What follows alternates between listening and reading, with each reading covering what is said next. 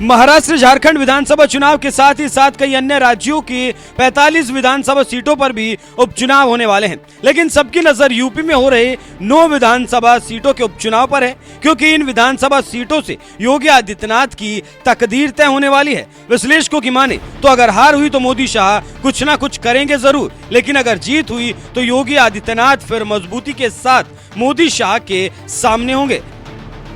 लेकिन हम फिर आगे बढ़े उससे पहले एक और खबर देते चलें कि जो 13 नवंबर को वोटिंग थी वो अब 20 नवंबर को होगी, और इसी को लेकर विपक्ष बीजेपी पर हमलावर है और कह रहा है कि हार के डर से बीजेपी हर वो काम कर रही है जो असंवैधानिक है। वहीं कई सर्वे योगी के पसीने छुड़ा रहे हैं और कहा जा रहा है कि योगी आदित्यनाथ पर कोई असर नहीं। सर्वे में बीजेपी 9 में से 6 सीटों पर हार रही है। इसके साथ ही साथ ये उपचुनाव को 2027 का टेस्ट भी माना जा रहा है। इससे आप समझ सकते हैं कि कैसे योगी आदित्यनाथ और मोदी शाह आमने सामने हैं। वहीं इस उपचुनाव में बीएसपी पहली बार उपचुनाव लड़ रही है। चुनावी मैदान में ओवैसी और चंद्रशेखर की पार्टी भी है, लेकिन इन पार्टियों का कोई खास असर नहीं पड़ रहा और मुख्य मुकाबला 2 ही पार्टियों के बीच चल रहा है, समाजवादी पार्टी और बीजेपी।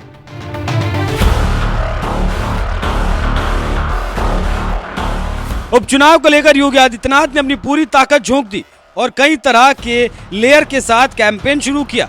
दोनों उप मुख्यमंत्रियों के साथ कई मंत्रियों को इन 9 विधानसभा क्षेत्रों में भेजा गया और मंत्री संतरी विधानसभाओं की खाक छानने में जुटे हैं। इससे आप इन उपचुनाव की तासीर को समझ सकते हैं कि ये उपचुनाव कितने अहम होने वाले हैं और क्यों। वहीं आपको जानकारी देते चलें कि करहल, मिल्कीपुर, कुंदरकी, कटहरी, शीशामऊ पहले समाजवादी पार्टी के पास थी। इसमें से मिल्कीपुर सीट एक खास सीट है जहां पर चुनाव नहीं हो रहे और इसका रिश्ता राम मंदिर या अयोध्या से जुड़ा है, जो बीजेपी के राजनीतिक उत्थान और ढलान का मापदंड मान लिया गया। और अयोध्या सीट हारने के बाद बीजेपी काफी आहत है और विपक्ष के कभी भी इस सवाल का जवाब नहीं दे पाती। करहल, कुंदरकी, कटहरी समाजवादी पार्टी के पास थी। यहाँ सपा काफी मजबूत है और उसकी जीत पक्की मानी जा रही है। 5वीं सीट शीशामऊ सपा के लिए चिंताजनक हो सकती है। इरफान सोलंकी को सजा के बाद ये सीट खाली है। यहाँ सपा के राजनीतिक दांव उल्टे पड़ सकते हैं। देखना होगा कि अपनी 5 सीटों पर